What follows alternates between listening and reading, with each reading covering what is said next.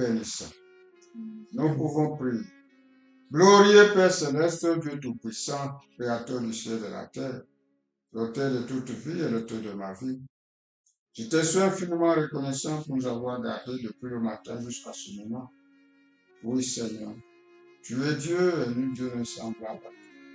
Nous demandons pardon pour tous nos manquements et nous regarder à travers le sang qui a coulé pour le temps et jette nos manquements dans la mer d'oubli.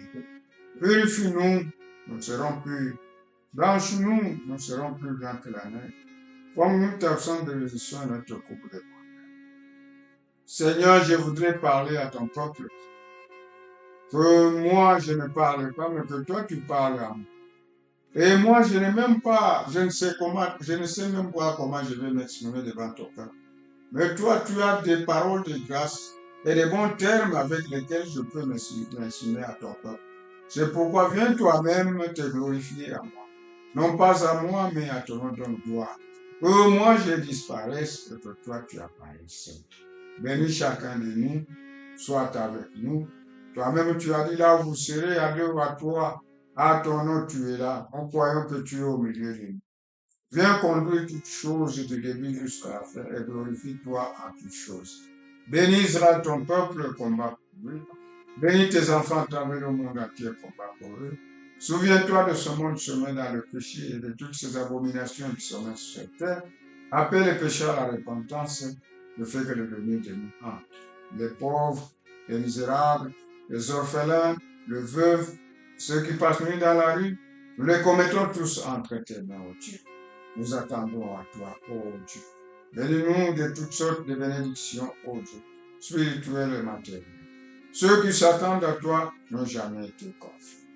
Le reste, nous le confions entre tes mains. Commence avec nous et termine avec nous en te glorifiant en toutes choses. Au nom de Jésus-Christ. Amen. Nous allons lire la parole de Dieu. Nous allons lire à deux endroits. Le premier endroit, nous allons lire dans Luc 2, à partir du verset 25, et descendre. Le deuxième endroit, nous allons lire dans Jean 11, à partir du verset 18. Nous commençons par Luc 2.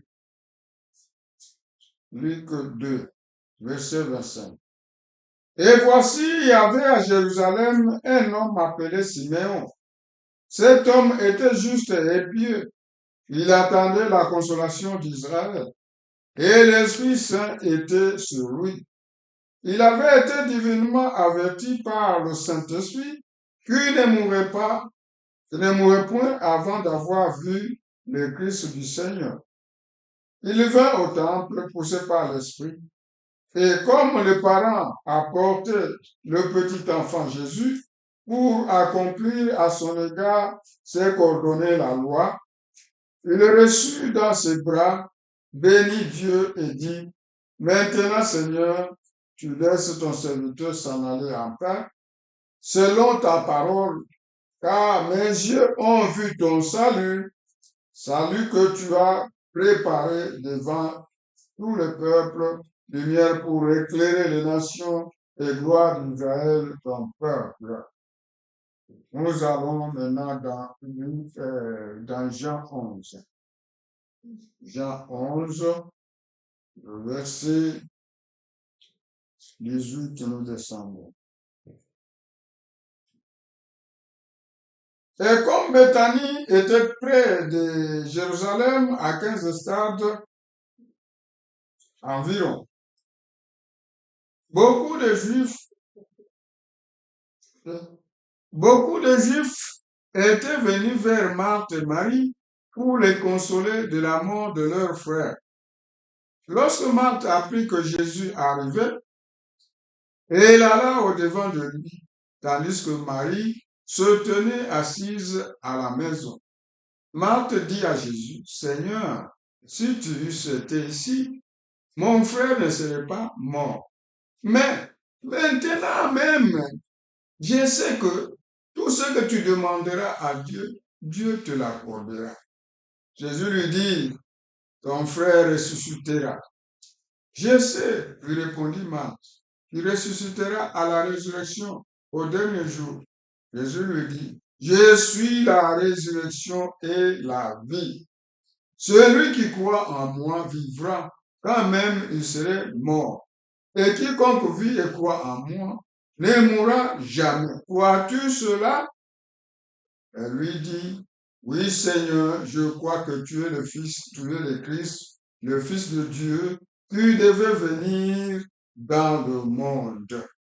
Que le Seigneur ajoute la bénédiction à la lecture de sa parole. Nous allons parler de crois-tu cela? Crois-tu cela? C'est une question. On va aussi te poser, crois-tu cela? Crois-tu à la parole de Dieu? Et ce deuxième test, le deuxième test ici, il a aussi utilisé pour prêcher de Jésus vint et appela. Il a utilisé presque le même passage. Que le Seigneur vous bénisse. Alors, Dieu, de tout le temps, il a toujours eu des témoins. Vous voyez. Dans le premier texte, il y avait un témoin, Siméon, était un témoin de la naissance de Jésus. Dieu lui avait dit, tu ne mourras pas avec que tu n'aies vu le salut. Et le salut, c'est le Seigneur Jésus-Christ. Le salut, c'est un homme. Maintenant, quand il a vu Jésus-Christ, bien qu'il était aveugle, il l'a palpé, il avait dans ses mains, il a dit, maintenant, laisse aller ton serviteur, parce que mes yeux ont vu le salut que tu as réservé pour Israël, le salut pour le peuple. On peut lire, il a dit, et nous voyons ce qu'il a dit. Nous rentrons d'abord, avant de continuer dans Luc 2, 25. Là, nous allons descendre là en bas pour voir le salut.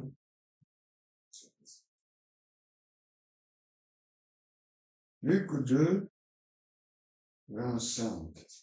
Nous allons pour un peu en bas là-bas, à 28. Il le reçut dans ses bras, bénit Dieu et dit, maintenant Seigneur, tu laisses ton serviteur s'en aller en paix, selon ta parole. Car mes yeux ont vu ton salut, voyez. Salut que tu as préparé devant tous les peuples. Ouais.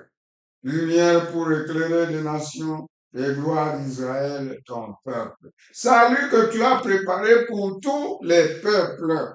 Ouais. Ouais. Et il était témoin. Dieu n'a jamais manqué de témoins. Partout. Dieu n'a jamais manqué, il ne manquera pas de témoins. Il y aura toujours un témoin. Même si les gens refusent, il y aura toujours un témoin. Et les témoins, soit ils sont nombreux, ou soit il reste même une personne, c'est un témoin. Comme du temps d'Élie, par exemple. Élie se croyait, il était resté à part les 7000. Et Dieu lui-même lui a dit, je me suis réservé. Il s'est dit, je suis resté seul. Il était seul. Il a dit, je suis resté seul.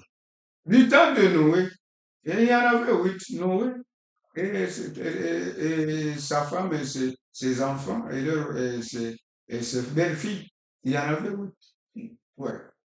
De tout le temps, Dieu ne manquera pas de témoins. Dieu a toujours eu des témoins. Et il y en aura toujours. Il y en aura toujours. Le temps ici que nous lisons, Israël était dans la domination des Romains. Puisque Dieu leur avait dit, Dieu a envoyé les prophètes pour les avertir. Mais ils n'ont pas écouté leurs prophètes qui les avertissaient. Quand il y a un avertissement, quand Dieu vous parle, vous refusez. Ce qui reste, c'est le jugement. Dieu vous parle, Dieu va toujours vous parler. C'est ainsi qu'il parlait, qu'il parlait toujours au peuple d'Israël, mais ils n'écoutaient pas. Et il leur est réservé des sorts, des mauvais sorts, et ils devaient être dominés par tout le peuple, jusqu'à être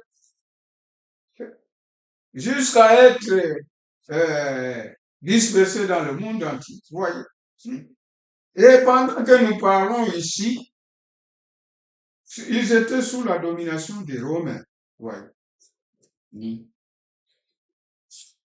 Écoutez la parole de Dieu. La parole de Dieu demeure éternellement. La parole de Dieu, c'est notre vie. La parole de Dieu, c'est notre soutien. La parole de Dieu, c'est tout. Si vous abandonnez la parole, c'est fini. Dieu vous abandonne aussi. Vous aurez des problèmes, vous aurez des tribulations. Ouais. Alors, pendant cette période ici, il y avait un temps où il n'y avait pas de prophètes. Il y avait un temps où il n'y avait pas de prophètes. Maintenant, Zacharie était un souverain sacrificateur. Zacharie était un souverain sacrificateur. Il était des services, il était des services. Alors, il est entré. Ouais. Et les sacrificateurs, en entrant, ils avaient des clochettes et on pouvait les mettre une corde. Maintenant, quand il est entré dans la tente, dans le lieu très saint, ces clochettes tintaient. Saint, Saint, Saint est l'Éternel des armées. Quand on entendait les clochettes, on disait qu'il est encore vivant. Ouais. Quand les clochettes cessent de tinter, on dit, oh, il est mort. On peut le tirer. Personne ne peut entrer là-bas. Il faut le tirer. Ouais. Alors, comme lui et sa femme, il priait. Sa femme était stérile. Il priait pour avoir un enfant. Il priait. Pendant qu'il priait, la situation ne s'aggravait toujours. Ouais. Ne cessez jamais de prier. Continuez à prier jusqu'à ce que vous aurez ce que vous cherchez. Et il priait. Finalement, ils sont devenus vieux. Quand ils sont devenus vieux, ils ont été découragés. Leur espoir était déjà terminé. Élisabeth, son espoir d'enfanter était déjà terminé. C'est pendant le temps sombre que Dieu vient. Pendant là où se termine ton intelligence, c'est là. Vous devez croire au Seigneur Jésus-Christ et vous devez mettre la confiance en Dieu. Dieu ne vient pas avant, Dieu ne vient pas en retard. Il vient au bon moment. Et quand tout paraît sombre, c'est en ce moment-là qu'il vient. Alors, pendant qu'il était dans le temple, il était de service, l'ange Gabriel est venu. Il est venu lui dire, ta femme aura un fils. Lui, il a douté. Il a douté. Et l'ange Gabriel venait de la présence de Dieu. Et c'était un messager. On l'a envoyé pour dire que ces prières sont arrivées, les prières de Zacharie et de sa femme sont arrivées. Maintenant, Dieu va leur donner un fils. Ouais. Et il a douté. Et l'ange lui a dit, tu vas être muet jusqu'à ce que l'enfant soit né. Si c'est ainsi, dit le Seigneur, même si tu refuses, même si tu acceptes, la chose va arriver. Ainsi dit le Seigneur, Dieu l'a compris, peu importe les circonstances, même si tu refuses. Ce qu'il a dit, ça va se faire, ça se fera. Ton incrédulité ne peut pas arrêter Dieu. L'incrédulité va t'arrêter toi-même. Ouais. L'ainsi dit le Seigneur va arriver. C'est ainsi, on lui a dit, tu vas rester muet. Alors ce jour-là, il a fait longtemps. Qu'est-ce qui ne va pas? Les autres pouvaient se demander, il a fait longtemps. Maintenant, quand il est sorti, il ne parle plus. Il est sorti, il a fait seulement des signes. On a dit, quelque chose s'est passé là-dedans. Et il est allé chez lui, dormir chez lui. Son temps était terminé de servir. Il est parti dormir chez lui. Et Élisabeth était devenue enceinte. Alors, 6 mois après, 6 mois après, l'ange Gabriel était venu chez Marie, chez la Vierge Marie. Et il a salué et lui a donné le message que tu enfanteras un fils. Tu vas lui donner le nom de Jésus, le nom de Jésus, celui qui sauvera son peuple du péché. Et Marie a dit, comment cela se fera-t-il, puis je ne connais pas d'homme. L'ange lui a dit, le Saint-Esprit te couvrira de son ombre. Voilà. Te couvrira de son ombre. Et l'enfant que tu portes, ça sera le Fils de Très-Haut. Hein? C'est pourquoi c'est le Saint-Enfant qui sera le Fils de Très-Haut. Oui. Et le Seigneur lui donnera le trône de David son père, et il régnera éternellement. Oui. Et Jésus signifie Dieu sauveur. Ouais. Alors, elle a cru. Elle n'a pas discuté comme l'autre n'a pas, non. Elle a cru, elle a dit que cela me soit fait selon ta parole. Ouais. Elle a cru. Nous devons croire à la parole de Dieu. Croyons à la parole de Dieu. Nous allons voir les effets. Il y a d'autres choses qui dépendent de notre foi. Oui. D'autres choses dépendent de notre foi. Même la guérison, si tu crois, tu verras. Mais si tu doutes, tu ne verras pas la guérison. Oui. Il y a d'autres choses qui dépendent de notre foi. Nous devons croire à la parole de Dieu. Et quand nous croyons à la parole de Dieu, nous aurons de bons résultats. Alors l'ange lui a dit, il y a déjà Élisabeth, ta parente, qui est elle aussi grosse. Elle est à son 6e mois. Et Marie est allée voir Élisabeth dans les montagnes. Maintenant, quand elle est arrivée chez Élisabeth, peut-être elle pouvait parler avec elle. Oh, l'ange m'a dit ceci, et toi aussi j'ai dit ceci, ceci. Mais quand seulement Marie a salué Élisabeth, l'enfant là qui ne bougeait pas dans son ventre a tressailli de joie. Et l'enfant a été rempli du Saint-Esprit. L'enfant là qui ne bougeait pas, qui était mort, on peut dire qu'il était mort dans son ventre, quand il a entendu pour la première fois la salutation de Marie, le nom de Jésus a fait tressaillir le corps du petit Jean dans son ventre. Voyez. Le corps du petit Jean tressaillit de joie et le corps du petit Jean a été rempli du Saint-Esprit dès le ventre de sa mère. Vous voyez. Dès le ventre de sa mère. Ouais.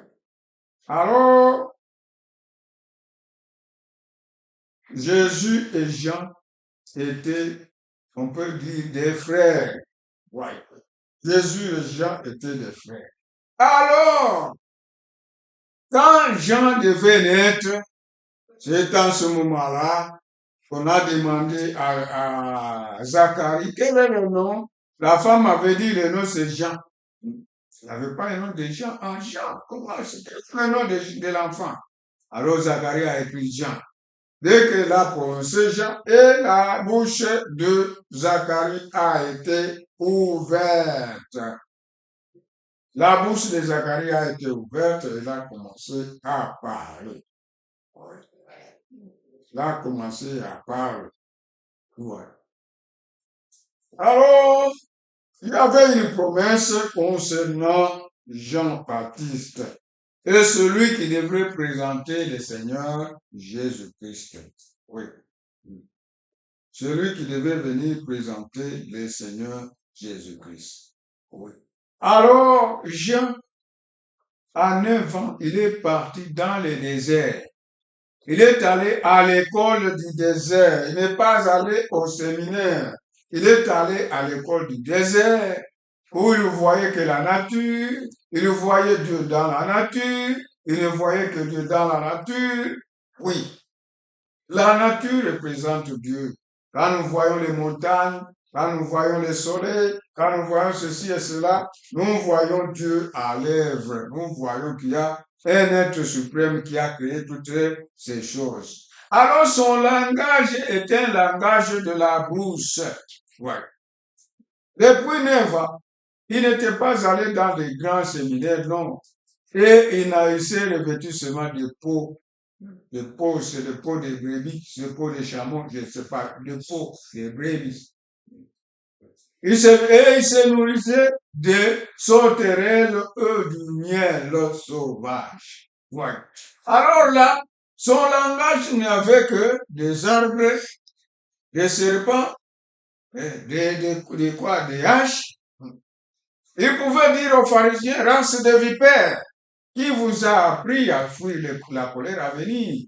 Produisez le fruit digne de la repentance. Oui. Produisez le fruit digne de la repentance. Et vous voyez que des vipères, grâce de vipères, voyez, qui vous a appris à fuir la colère.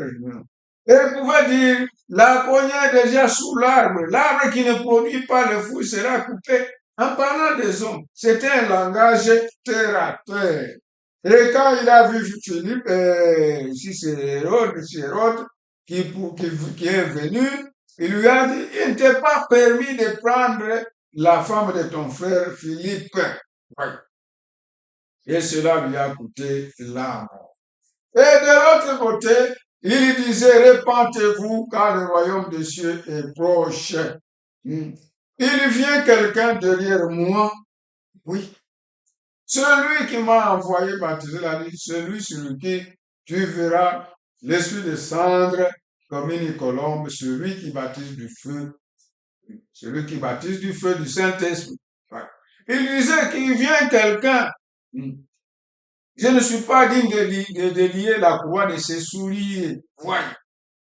Il prêchait Jésus-Christ, et il prêchait la repentance. Repentez-vous. Ouais. Alors beaucoup venaient là-bas au Jourdain. Ils venaient là-bas.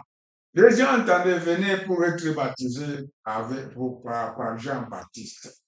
Ouais. De l'autre côté, quand Jésus est né, on l'a présenté au temple, comme nous avons lu là-bas, on l'avait présenté. Après, il a grandi. Il pouvait grandir. Ouais. Et il grandissait en grâce. Hein, et en statut. Ouais. Maintenant, quand il est devenu grand, comme il était la parole, il devait aller au prophète. La parole va toujours au prophète. Ouais. Alors, il devait aller au prophète pour être baptisé. Maintenant, quand il est allé pour se faire baptiser chez Jean-Baptiste, quand il l'a vu, il l'a reconnu, c'est lui le Seigneur. Il a dit, non, je ne peux pas être baptisé par toi. C'est toi plutôt qui devrais me baptiser. Et Jésus lui a dit, il est convenable que nous accomplissions toute justice. Et Jean-Baptiste a laissé Jésus se faire baptiser par Jean-Baptiste. Voilà. Et Jean-Baptiste a baptisé le Seigneur Jésus. Maintenant, quand il est sorti de l'eau, l'Esprit est descendu sous une forme de la colombe et s'est arrêté sur lui. Et la voix au ciel a dit, voici mon fils bien-aimé, en qui j'ai trouvé le plaisir, en qui j'ai trouvé mon affection, en qui j'ai trouvé le plaisir d'habiter. Voilà. En qui j'ai trouvé le plaisir, d'habiter. Ouais. Alors, quand Jean a vu ça, il a présenté, il avait dit, voici l'agneau de Dieu qui ôte les péchés du monde. Ouais. Celui qui m'a envoyé baptiser la vie, celui sur qui tu verras l'Esprit descendre comme une colombe s'arrêter, celui qui baptise du Saint-Esprit et du feu. Ouais. J'ai vu et j'ai rendu témoignage. Jean a témoigné de Jésus. Maintenant, Jésus a commencé à prêcher. Il a commencé aussi par la repentance. Repentez-vous. Nous devons tous commencer par la repentance. Nous devons d'abord naître de nouveau avant d'avancer pour recevoir le Saint-Esprit. Voilà. On commence toujours. Alors, il a commencé à prêcher. Quand il a prêché, au début de son ministère, beaucoup venaient. La première année, beaucoup venaient. La deuxième, la troisième. Et la moitié de la troisième, on est allé de la quatrième année, puisqu'il a fait 3 ans et demi. Les gens se sont retirés de lui et il a eu la peine capitale. Jésus est venu, lui Dieu qui a créé les cieux et la terre, il est venu dans la simplicité. Il est venu par la crèche. Quand il a été né, il était né dans le temple, on l'a mis dans la crèche. Voyez. On l'a considéré comme Belzéboul, le prince des démons. Et quand il devait sortir, c'était par la peine capitale. Ouais. Et Jésus devrait être le modèle, devrait être testé. Maintenant, nous venons maintenant dans le texte que nous avons lu dans Jean 11. Venons là-bas, comme Jésus a commencé à prêcher.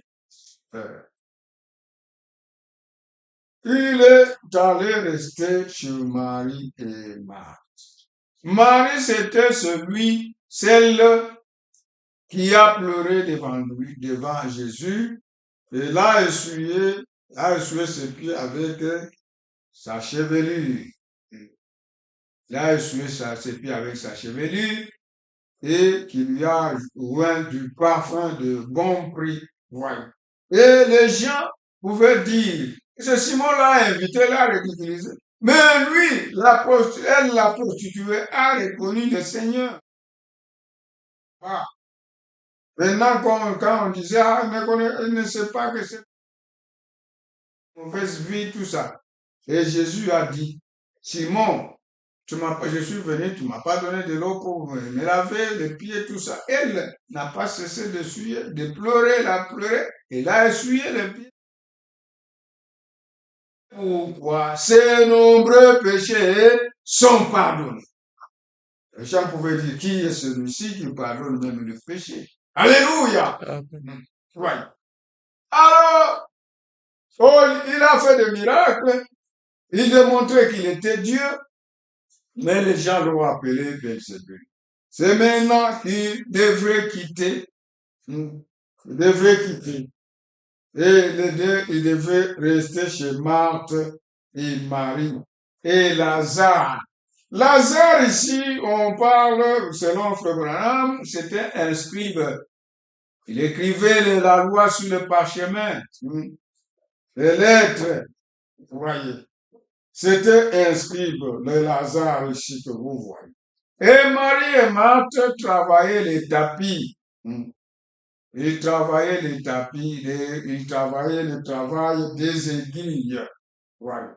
Alors, Marie et Marthe étaient excommuniés, puisqu'on avait dit, tout celui qui croira au Seigneur Jésus et qui reconnaîtra Jésus comme Seigneur, il sera excommunié. Alors, Marie et Marthe étaient excommuniés et leur frère Lazare. Et c'est ainsi que Jésus est allé vivre chez Lazare, son ami, et Marie et Marthe, ses sœurs. Voilà. Il était là comme leur pasteur. Voilà. Il était là comme leur pasteur. Cependant, un jour, il devrait quitter. Voilà. Il devrait quitter. Maintenant, quand il a quitté, le malheur est venu. Ouais. Quand vous chassez Jésus dans la maison par votre mauvaise vie, quand vous refusez de prier, quand vous laissez la prière, si vous ne priez pas assez dans la maison, si vous ne lisez pas la Bible, voyez, attendez-vous aux problèmes, aux difficultés. De nombreuses difficultés vont venir. Voyez. Alors ici, ce n'est pas qu'on avait chassé Jésus, non. Jésus s'est écarté de cette maison selon une vision. Jésus ne faisait que ce qu'il voit faire au Père, selon la vision qu'il avait, lui, il devrait quitter cette maison et s'en éloigner. Mais, de toute façon, si vous abandonnez la parole, Dieu vous abandonne aussi. Si vous négligez la prière ensemble dans la maison, si vous négligez la lecture de la Bible dans la maison, vous voyez, attendez-vous à des problèmes. C'est pourquoi réveillons-nous, réveillons-nous, réveillons-nous encore une fois, prions sans cesse. Et Jésus a dit, priez sans cesse afin que vous ne tombiez pas dans la tentation. Quand vous priez beaucoup, Dieu vous préservera du mal. Vous n'allez pas tomber dans la tentation. Voilà. Alors Jésus devrait s'écarter de la maison de quoi? De Marie et Marthe. Maintenant, quand il était parti, Lazare, ici, leur frère, était resté tombé malade. Voilà. Il était tombé malade. Et on a envoyé quelqu'un là-bas. On a envoyé quelqu'un pour dire à Jésus, ton frère, ton ami là, Lazare est malade. Hein? Est-ce que tu peux rentrer pour prier pour lui? Lui n'a rien dit. Et il a dit aux disciples, cette maladie n'est pas à la mort, c'est pour la gloire de Dieu. Il n'a rien dit, il est resté. Ouais. Nous pouvons d'abord remonter, commençons d'abord au verset 1 et descendons jusqu'à un niveau. Il y avait un homme malade, Lazare de Béthanie, village de Marthe et de Marie, sa sœur. Le verset 1, nous remontons. Nous avons lu à partir du verset 18 et descendre. Maintenant, nous remontons d'abord au verset 1, comme nous venons de lire. Toujours Jean 11. Jean 11, verset 1. Nous remontons. Nous avons lu Jean 11, verset 18 et nous avons descendu. Nous étions descendus. Maintenant, nous remontons un peu au verset 1 et descendre. Voilà. Il y avait un homme malade, Lazare, de Béthanie, village de Marie et de Marthe, sa sœur. C'était cette Marthe qui oignit de parfum le Seigneur. Voyez. Elle avait oigné d'huile. Elle avait oint d'huile. Oui. Elle avait oint d'huile. Le Seigneur. C'était cette Marie qui oignit de parfum le Seigneur et qui lui essuya les pieds avec ses cheveux. Et c'était son frère Lazare qui était malade. Ses nombreux péchés ont été pardonnés. Les nombreux péchés de Marie ont été pardonnés. Les sœurs envoyaient dire à Jésus, Seigneur, voici celui que tu aimes est malade. Celui que tu aimes est malade. Après avoir entendu cela, Jésus dit, cette maladie n'est point à la mort, mais elle est pour la gloire de Dieu. Donc, il voyait déjà. Il savait que cet homme va mourir et je reviendrai le ressusciter. Et ça sera la gloire de Dieu. Voilà. Mais elle est pour la gloire de Dieu, afin que le Fils de Dieu soit glorifié par elle. Oui. Cette maladie, c'est pour la gloire de Dieu. Et le Fils de Dieu doit être glorifié par cette maladie. Oh, Jésus aimait Marthe et sa sœur et Lazare. Voyez, il les aimait. Donc, lorsque donc il eut appris que Lazare était malade, il resta 2 jours encore dans le lieu où il était. Et il dit ensuite aux disciples, retournons en Judée. Les disciples lui disent, Rabbi, les Juifs tout récemment cherchaient à te lapider et tu retournes en Judée. Jésus répondit, il n'y a pas 12 heures au jour. Si quelqu'un marche pendant le jour, il ne bronche point, parce qu'il voit la lumière de ce monde.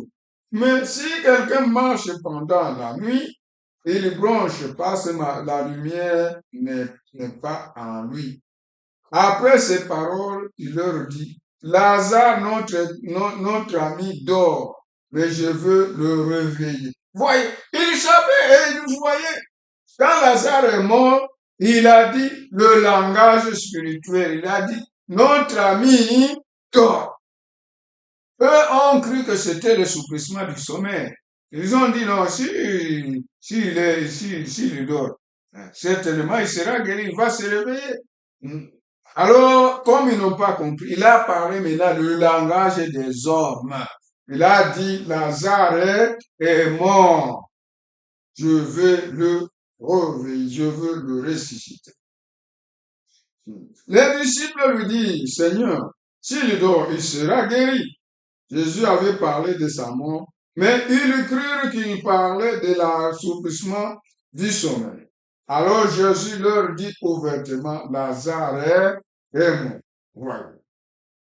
Et à cause de vous, afin que vous croyez.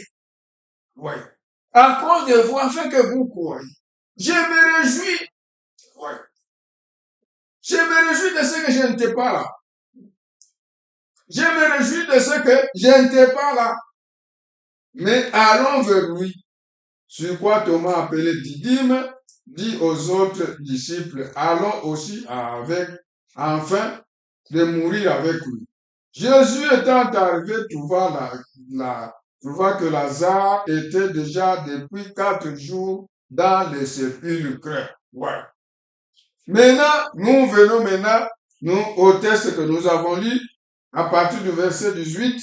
Et comme Bethanie était près de Jérusalem, à 15 stades environ, beaucoup de Juifs étaient venus vers Marthe et Marie pour les consoler de la mort de leur frère. Lorsque Marthe apprit que Jésus arrivait, elle alla au-devant de lui, tandis que Marie se tenait assise à la maison. Arrêtons-nous d'abord là-bas. Voyez, on a envoyé le message à Jésus que ton ami est malade. Jésus n'est pas venu. Ouais. Lazare est décédé. Jésus n'est pas venu. Maintenant, après 4 jours, c'est maintenant que Jésus vient. Il vient. Voyez. Si c'était toi, quelle serait ta réaction? Oh non, on nous a même chassé de la synagogue, voyez, à cause de lui. Maintenant, quand en difficulté, ne viens pas. Si ton pasteur avait fait ça, tu allais quitter même l'église, tu allais parloter, hein, tu allais déplacer le langage. Mais elle n'en a pas fait. Oui. Elle n'en a pas fait. Tu allais déplacer le langage. Hein. Tu devrais quitter. Si c'était l'église, tu quittes l'église, tu pars dans l'autre église, tu pars dans l'autre. Non, nous devons rester stables. Et nous devons nous repentir correctement et avoir reçu le Saint-Esprit pour rester stables. Voilà. Nous devons rester stables. Et Marie, et Marthe plutôt, et Marthe peut-être, elle avait lu l'histoire de la femme synamite. La femme synamite aussi n'a pas injurié Élisée. Oui. La femme synamite n'a pas injurié Élisée. Ouais. Peut-être elle avait lu ça aussi. C'est ce que le prophète est en train de commenter, fait des commentaires. Peut-être elle aussi avait lu ça, de la femme synamite. Et Élisée il est passé. Il a dit non, cet homme c'est un homme de Dieu. Qu'on lui fasse une chambre haute pour qu'il puisse venir se réfugier. Alors, on lui a fait une chambre haute et Élisée venait se reposer là-bas chaque fois là-bas. Alors, un jour, Élisée dit, mais qu'est-ce que nous pouvons nous faire à cette dame? Oui. Quand vous avez de bonnes dispositions, vous allez aussi vous aider les hommes de Dieu. Dieu voit vos actes, il va vous récompenser. Oui.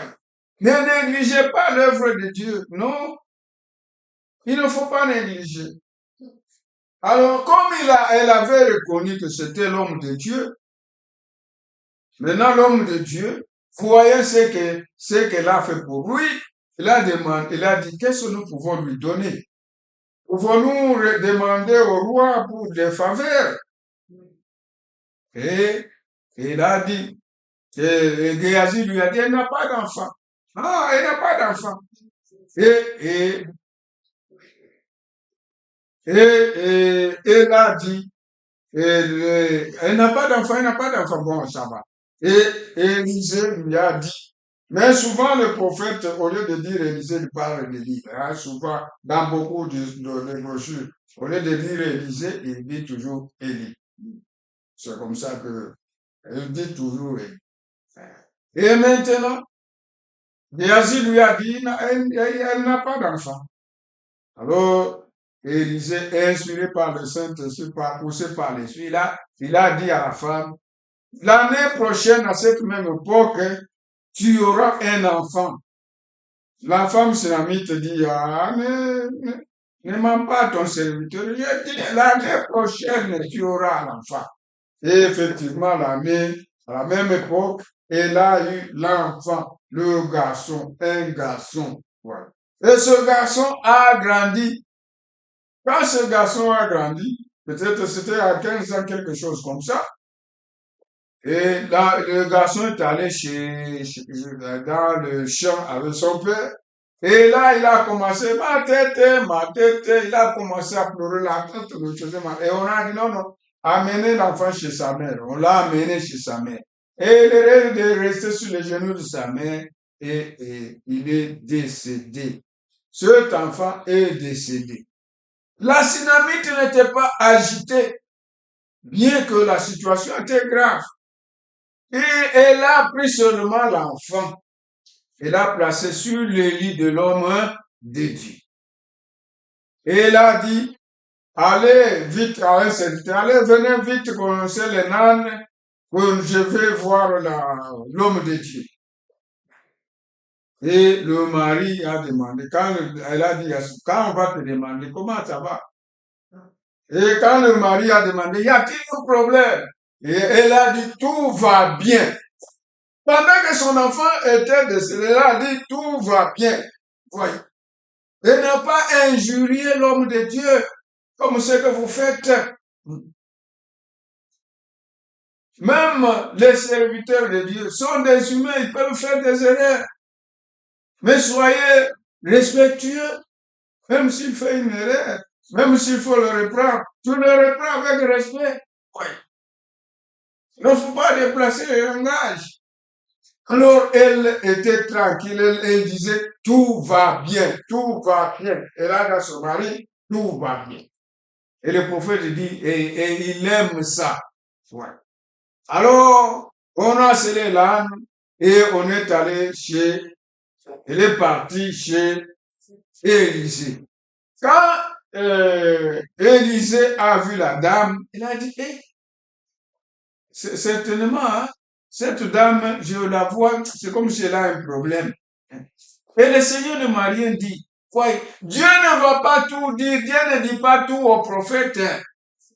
Dieu dit ce qui est nécessaire pour les enfants de Dieu.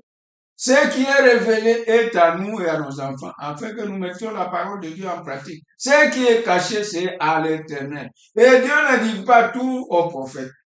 Pendant que son enfant là était décédé, Dieu n'avait rien dit à Élisée que l'enfant de la Sunamite est décédé. Non. C'est quand la Sunamite est arrivée, elle lui a posé la question, comment vas-tu? Comment va ton père, ton mari? Comment va l'enfant? Il avait dit bien. Oui, tout va bien. Elle avait dit bien. Mon mari va bien, mon enfant va bien, tout le monde va bien, moi bien. Cependant, elle est venue se jeter à ses pieds. Alors quand elle s'est jetée à ses pieds, mais c'est maintenant qu'elle a révélé, non, mon enfant, vous voyez, je ne vais pas demander l'enfant, vous m'avez donné l'enfant, maintenant cet enfant est décédé. Moi, je veux seulement partir avec toi. Élisée a envoyé Géasi pour aller avec son bateau. Tu vas mettre sur l'enfant. Géasi a précédé. Tandis qu'elle a dit, l'Éternel est vivant. Je ne te laisserai pas. Nous allons partir ensemble. Ils sont partis ensemble. Arrivé là-bas, comme Géasi les a précédés, il a mis le bâton sur l'enfant. Il n'y avait rien. OK. Maintenant, quand ils sont arrivés, Géasi a rencontré Élisée et lui a dit, non, j'ai mis le bâton. Il n'y avait rien, aucun mouvement chez l'enfant. Alors, Élisée est entré dans la maison. Il a fermé la chambre et s'est concentré. Il a prié le Seigneur. Il pouvait mettre la bouche de l'enfant sur sa bouche. Il pouvait mettre sa bouche sur la bouche des enfants, son nez, mettre tout ça. Et il a fait tout ce qu'il pouvait faire. Et l'enfant est ressuscité. Et maintenant, Élisée a donné l'enfant à la femme sunamite. Voyez. Elle a espéré. Alors peut-être Marthe pouvait lire aussi ça.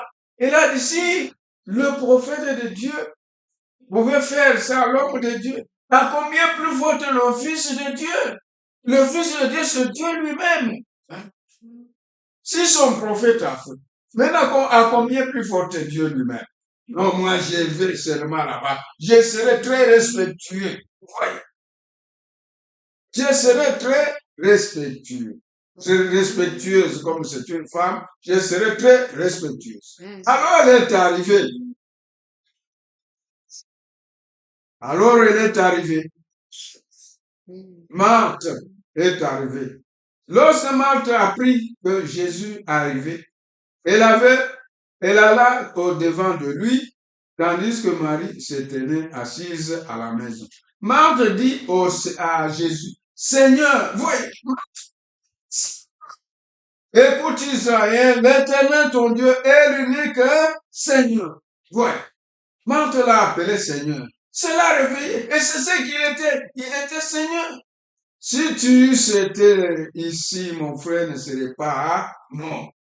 Et voyez, elle ajoute encore, mais maintenant même, je sais que ce que tu demanderas à Dieu, Dieu te l'accordera. Et maintenant même, ce que tu demanderas, Dieu te l'accordera. Et maintenant même, alléluia. Et maintenant même, Jésus lui dit, ton frère est ressuscité. Alors, voyez, Marc a créé l'atmosphère spirituelle. L'atmosphère spirituelle. Et l'atmosphère spirituelle fait descendre le Saint-Esprit. Oui, comme lui-même était là, ça l'a réveillé, ça a réveillé quelque chose en lui. Et il a dit, ton frère est ressuscité. Bon, comme les Juifs croyaient la résurrection générale, et maintenant Marthe croyait aussi. Je sais, lui répondit Marthe, qui ressuscitera à la résurrection au dernier jour. Mais Jésus dit non. Jésus lui dit, je suis la résurrection et la vie. Ouais. Je suis la résurrection et la vie. Jésus n'a pas dit là-bas, non. Je suis la résurrection et la vie. Celui qui croit en moi vivra quand même il serait mort. Et quiconque vit et croit en moi ne mourra jamais. Alors il demande, crois-tu cela? Jésus demande à Marthe, crois-tu cela? Et Marthe a répondu, oui. Et lui dit, oui Seigneur. Voyez, il a dit, oui Seigneur. Écoute Israël, l'Éternel ton Dieu est l'unique Seigneur. Il a placé à sa place. Donc, il était Seigneur. Je crois que tu es le Christ. Ah, il a dit le Christ, voilà. Le Messie. Je crois que tu es le Messie qui devrait venir. Alléluia. Le Fils de Dieu. Et le Fils de Dieu, qui est-il? Ce Dieu lui-même dans la chair humaine. Voyez. Il devait venir dans le monde. Alors là, ça a changé. Et quand Marie est venue, elle a fait la même chose. Et Jésus a dit, où l'avez-vous mis? Voilà. Où l'avez-vous mis? Et maintenant, sur ce point ici, Frère Branham parlait avec une femme de sciences chrétiennes. La femme de sciences chrétiennes disait à Frère Branham, ah, vous vantez trop Jésus et vous le mettez au rang de Dieu et pourtant c'est un humain. Et Frère Branham pouvait lui dire, non, il est Dieu. Non, il est écrit, bon, vous êtes des dieux, des petits dieux. Hein? Tous les sont des petits dieux. Hein? Non, je ne dis pas des petits dieux. Lui, il est Dieu lui-même. Nous tous, nous sommes des petits dieux. Mais lui, il est le Dieu lui-même qui a créé les cieux et la terre. Alors il dit, non, ce n'est qu'un humain. Vous le vantez trop, vous le mettez à la place de Dieu. Il est Dieu. Alors cette femme-là de science chrétienne a dit, alors si je te prouve avec la Bible que Jésus était un homme, vas-tu croire? Le prophète Branham a dit, si c'est écrit, je vais croire. Alors, il a pris ce même test, cette dame a pris le même test, et il a pris, et il prend le verset 33. Hein? Cette dame a pris le verset 33 de ce même test. Jésus, la voyant pleurer, elle, et elle et les Juifs qui étaient venus avec elle, frémit en son esprit et fut tout ému. Et avant ça, allons d'abord, on descend. Il dit, où l'avez-vous mis, Seigneur? Répondit-il, viens et vois. Jésus pleura. Voyez, le verset 35, il dit, Jésus pleura. Alors, la dame là, voyez, Dieu ne peut pas pleurer. Jésus a pleuré, selon qu'il était un humain. Le frère Branham a répondu, oui, Jésus était un humain, 100% humain, et il était aussi 100% Dieu. Ouais. Il a pleuré parce que l'Écriture dit, pleurez avec ceux qui pleurent. Et réjouissez-vous avec ceux qui se réjouissent. Mais Jésus n'a compris ce que les Écritures. Voyez, c'est tout à fait normal qu'il pleure. Et il a pleuré en tant qu'homme. Maintenant, quand il s'est redressé, et il a dit, ôtez la pierre. Oui, ôtez l'incrédulité. Il a crié, Lazare, sort. Et Lazare est sorti vivant. Est-ce qu'un homme peut faire ça? Il était Dieu quand il a crié Lazare sort. Alléluia. Amen. Dieu lui-même. Et l'homme est sorti. 4 jours. Son âme était déjà en voyage pendant 4 jours. Son corps avait déjà été décomposé, avait commencé la décomposition. Son nez était plat. Mais il avait déjà des vers dans son corps. Mais Lazare est revenu à la vie. Parce que Dieu lui-même a crié qu'il rentre à la vie. Alléluia. Et il est rentré à la vie. Alors il était Dieu. Jésus, quand il avait faim, quand il a quitté la montagne, il avait faim. Et il est venu chercher à manger sous l'arbre. Et on dit que ce n'était pas même la période de figues. Comme il était, c'était un homme comme il avait faim. C'était un homme. Il est venu. Il a rencontré que ce n'était pas la saison de figues. Mais quand il a pris 5 pains et 2 poissons, il a nourri 5000 hommes. Et il était Dieu. Il était Dieu et il a multiplié quelque chose de cuit. Pas quelque chose de ne pas de cuit.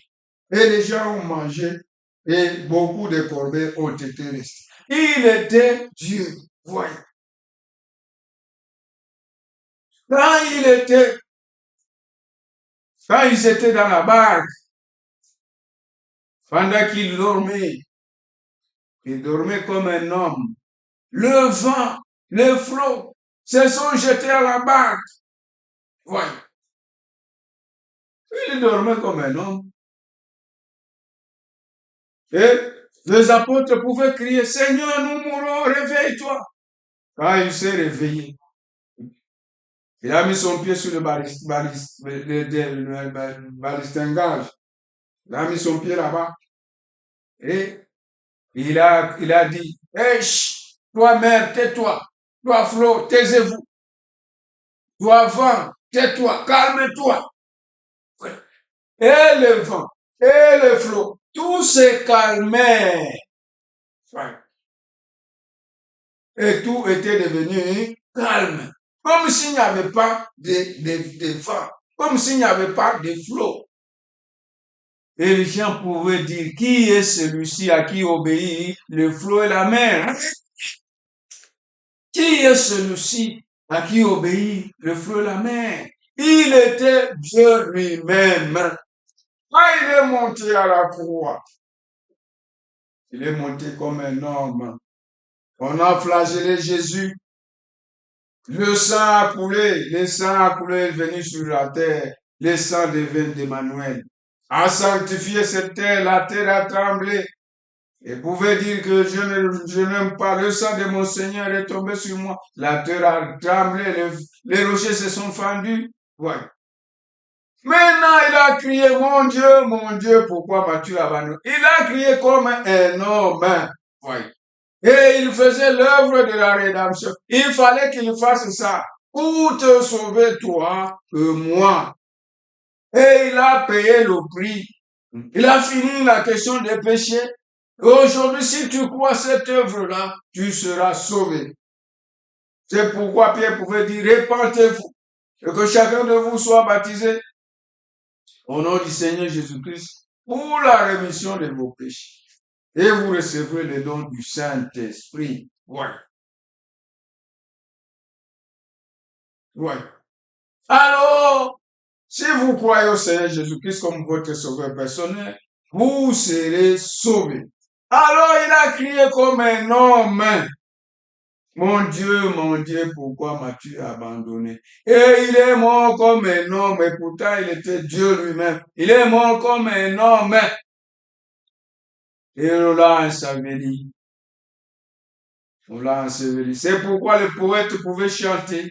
Vivant, il m'aima. Alléluia! Vivant, il m'aima. Mourir, il me sauva. Enseveli, il a emporté mes péchés au loin. Ressuscitant, il m'a justifié à jamais pour être libre. Un jour, il va venir, quel jour glorieux. Alors, il est mort comme un homme. On l'a enseveli comme un homme. Mais ce jour-là, le matin de Pâques, le premier jour de la semaine, il est ressuscité. Et il est ressuscité en tant que Dieu.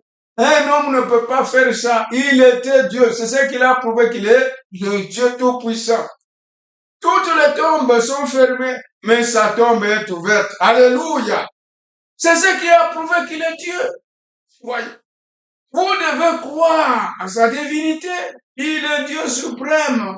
Ouais. Toute la divinité était en Jésus-Christ. Il est Dieu. C'est pourquoi il pouvait dire, détruisez ce temple et en 3 jours je veux le rebâtir. Alléluia. Oui. Alors la question t'est posée, crois-tu cela? Tu dois répondre oui. Crois-tu au Seigneur Jésus-Christ comme ton sauveur personnel? Oui, je le crois. Et quand tu crois, tu auras les résultats. Si tu n'as pas encore cru le Seigneur, si tu n'as pas encore eu la rémission des péchés, c'est le temps de le faire. Crois-tu au Seigneur Jésus-Christ? Oui, je crois. Crois-tu qu'il est le Dieu Tout-Puissant? Oui, je crois. Crois-tu qu'il va ressusciter Lazare? Oui, je crois. Et Lazare est ressuscité. Crois-tu cela? Crois-tu qu'il est le bon médecin? Oui. Crois-tu qu'il guérit les malades? Oui, je crois. Crois-tu que celui de Tout-Puissant? Oui, je crois. Crois-tu que celui qui a protégé les jeunes Hébreux? Oui, je crois. Et dans la fournaise de feu, il était la quatrième personne là-bas. Et pouvait chanter là-bas. Il a délivré les enfants hébreux, les 3 hébreux là-bas, dans la fournaise. Crois-tu cela? Crois-tu cela? Crois-tu que tu auras la vie éternelle en croyant de lui? Oui, je crois. Et il peut te demander aussi, crois-tu cela? Crois-tu qu'il est le Tout-Puissant? Oui, je crois. Crois-tu qu'il est le Dieu créateur du ciel et de la terre? Oui, je crois. Crois-tu qu'il peut te guérir de la maladie? Oui, je crois. Crois-tu que il peut te guérir du cancer? Oui, je crois. Quand vous croyez, vous voyez les résultats. Ouais. Et il a dit, vous imposerez les mains aux malades et les malades seront guéris. Crois-tu à la guérison divine? Oui, je crois. Je ne sais pas si toi aussi tu crois. Crois-tu au baptême du Saint-Esprit? Oui, je crois. Crois-tu à la repentance? Oui, je crois. Nous devons croire toute la parole de Dieu. Que le Seigneur vous bénisse. Crois-tu cela? Oui, je crois. Et vous allez voir les résultats. Que le Seigneur vous bénisse.